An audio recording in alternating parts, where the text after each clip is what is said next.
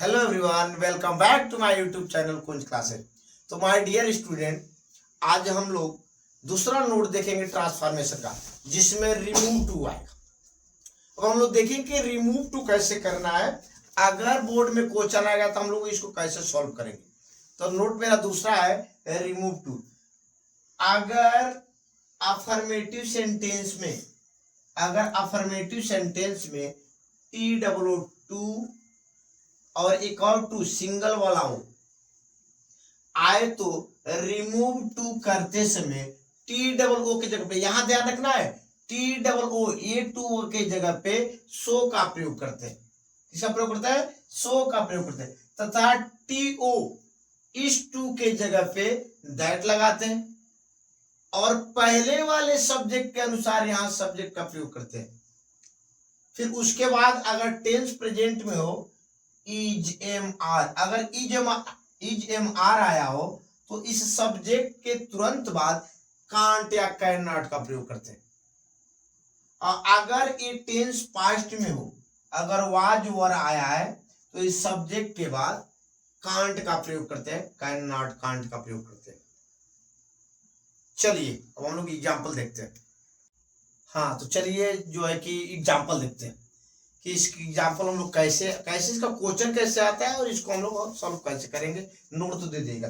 तो देखिए क्वेश्चन दिया है और क्वेश्चन जब भी देगा तो बोलेगा कि रिमूव टू कर दीजिए, रिमूव टू कर दीजिए, यानी इस टू को हटा दीजिए। या फिर दूसरे तरह से भी क्वेश्चन पूछता है तो कभी कभी निगेटिव पूछ लेता है, अन्यथा हमेशा क्या रिमूव टू पूछता है।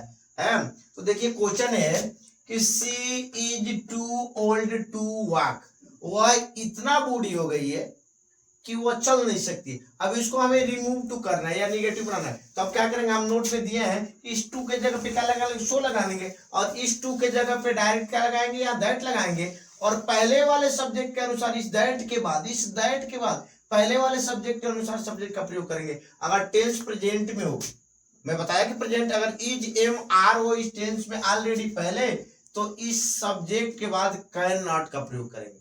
अगर टेंस पास्ट में हो जैसे कि वाज वर, जो नीचे वाला एग्जांपल में दिया गया है, तो यहाँ क्या करेंगे, इस दैट के बाद से सब्जेक्ट लगाएंगे और सब्जेक्ट के बाद से कुड नॉट का प्रयोग करेंगे। तो पहला देख लिए कि अगर टेंस है क्या प्रेजेंट में है तो यहाँ सी हो गया, यहाँ इज हो गया, यहाँ टू के जगह पे सो, ये ओल्ड जो कहते हो आ गया, इस टू के जगह पे दैट आ गया। फिर इस सब्जेक्ट को लाए हैं यहाँ सी और टेंस प्रेजेंट में तो कैन नॉट और वाक। देखिए ये आपका रिमूव टू हो गया, ये रिमूव टू। दूसरा एग्जांपल देख लीजिए। दूसरा है कि my grandfather was too weak to speak, मेरे दादाजी इतने कमजोर हैं कि बोल नहीं सकते। इसको ये बोलेगा क्या, कर लीजिए इसको रिमूव टू कर दीजिए। हालांकि यहाँ जगह ना है इसलिए मैंने लिखा हूं, इसी को समझिएगा कि यहाँ रिमूव टू करना है इसमें। तो ये सेंटेंस किसमें, टेंस किसमें, पास्ट में।